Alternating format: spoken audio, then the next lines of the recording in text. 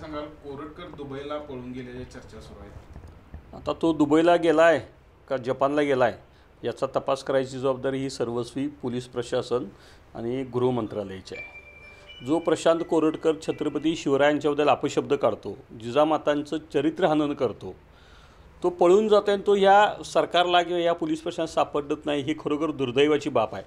नागपूरमध्ये जी दंगल घडली त्याचा मास्टरमाइंड तुम्हाला शोधायला वेळ लागला नाही इतक्या मॉबमध्ये, आणि हा चिल्लर माणूस जर काय सापडत नसेल तर मग याला कुणाचा अभय आहे? काही बातम्या आल्या, काही कोण म्हणतात की दुबईमध्ये आहे, कोण काल बातमी आली होती की चंद्रपूरमध्ये आहे, कोण म्हणते मध्य प्रदेशमध्ये आहे. पण ह्या सगळ्या बातम्या पसरत असताना तो या पोलिसांना कसा काय सापडत नाही? आमचे जे ॲडव्होकेट आहेत असीम सरोदे साहेब, त्यांनी एक स्टेटमेंट केलं होतं की इथले कोणतरी अधिकारी त्याच्या संपर्क येतात आणि ते त्याला मार्गदर्शन करतात. आम्हाला पण कळालं की नागपूरमधले, पण त्याच्या जर काय प्रोफाईलमध्ये बघितलं तर अनेक IAS IPS अधिकाऱ्यांचे फोटो त्याच्याबरोबर आहेत, इथल्या वरिष्ठ अधिकाऱ्यांच्याबरोबर त्याचे फोटो आहेत. मग खरोखरच ते मदत करताय काय याच्यासुद्धा खोलात नक्कीच जायला पाहिजे. मग तो जर का गेला असेल तर त्याला कोण मदत करते आणि त्याला कोण पाठीशी घालते, या सगळ्या गोष्टीला त्याला मदत करणारा माणूससुद्धा कारणीभूत आहे आणि तोसुद्धा शिवद्रोही आहे असं म्हटलं तर चुकीचं ठरणार नाही.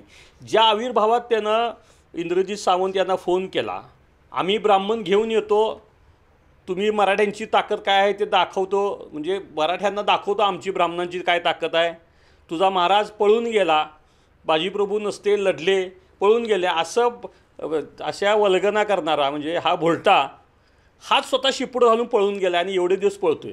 तो किती जरी पळाला, त्याला कायद्याचं किती जरी त्यानं पळवाटा काढल्या, तरी शेवटी या सगळ्यातून ज्यावेळी तू बाहेर पडेल त्यावेळी त्याची गाठ ही आमच्यासारख्या शिवभक्तांची आहे. जोपर्यंत शिवभक्त या शिवरायांच्या अपमानाचा बदला घेत नाहीत तोपर्यंत आम्ही शांत बसणार नाही. मुख्यमंत्र्यांनी देखील म्हणलं होतं की कोरटकरांच्या चिल्लर माणसाला शोधण्यात एवढा वेळ का लागला? आता या चिल्लर माणूस ज्या माननीय मुख्यमंत्र्यांनी बोललेले आहेत त्या मुख्यमंत्र्यांच्या बरोबरच त्याचे पारिवारिक संबंध असलेले फोटो बरेच व्हायरल झालेत.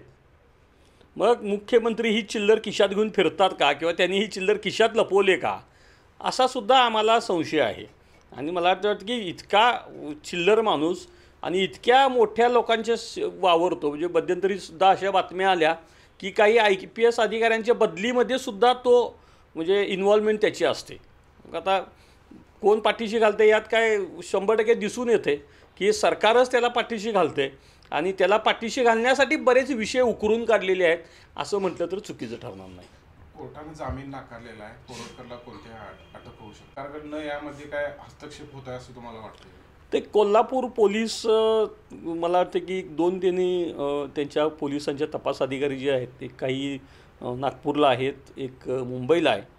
कोल्हापूर पोलिसांचे किंवा आमच्या राजवाडा पोलीस स्टेशनचे अधिकारी आहेत ते चांगल्या पद्धतीनं काम करतात आणि त्यांनी कोर्टातसुद्धा ठामपणे बाजू मांडलेली आहे, त्यामुळं त्यांच्याबद्दल काय म्हणणं नाही. पण सरकार जे वरिष्ठ लेवलचे जे अधिकारी आहेत, म्हणजे ज्या पद्धतीनं तो कोणाच्या संपर्कात आहे, मगाशी मी म्हटलं तसं, किंवा त्याला पाठीशी कोण घालते, मग उज्जैन नागपूरमध्ये आहे, चंद्रपूरमध्ये सुद्धा कोणतरी अधिकारी भेटायला गेले, या ज्या तपास हा जो जायला पाहिजे, किंवा वचक जो एका गुन्हेगारावर जो बसायला पाहिजे, किंवा ज्या छत्रपती शिवरायांचं नाव घेऊन तुम्ही राज्यकर्ते या सत्तेवर आलात, हिंदुत्वाच्या मुद्द्यावर आलात, त्यालाच पाठीशी घालण्याचं काम हे सत्तेतले लोक करत आहेत.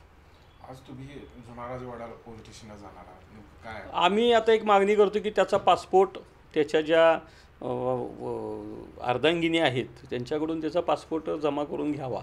आता गेला आहे अशी बातमी आलेली आहे, पण गेला आहे का नाही हे सुद्धा पोलिसांनी तपासावं. मग भविष्यात तो जाऊ नये यासाठी त्याचा पासपोर्ट जमा करून घ्यावा, यासाठी आम्ही त्यांना पत्र द्यायला चाललेलं आहे. बाळ, फ्रीजमधून श्रीखंड काढ ना. आम्ही पूर्वी घरीच बनवायचो श्रीखंड, त्याची चवच वेगळी होती. आता काय सगळं रेडीमेड. आजी, हे श्रीखंड खाऊन बघ. आज तुझ्या आईनं घरीच बनवलं की काय? हे आहे गोकुळचं श्रीखंड. अगदी जिभेवर रेंगाळणार. जिभेवरच नाही तर मनावरही रेंगाळणार. गोकुळ श्रीखंड, मनावर रेंगाळणार.